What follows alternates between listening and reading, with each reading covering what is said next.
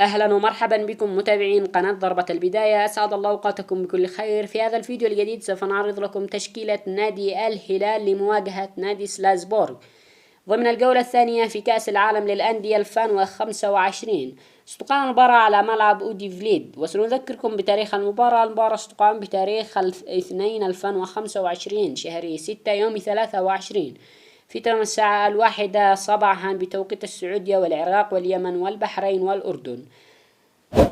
قبل أن نبدأ ادعمنا بإعجاب بالفيديو واشتراك بالقناة كي نصل إلى 5000 مشترك. لا تنسى تفعل الجرس ليصلك كل ما هو جديد. لا تنسى تكتب لنا توقعاتك لنتيجة المباراة في الأسفل بالتعليقات، وتنسى الصلاة والسلام على محمد صلى الله عليه وسلم.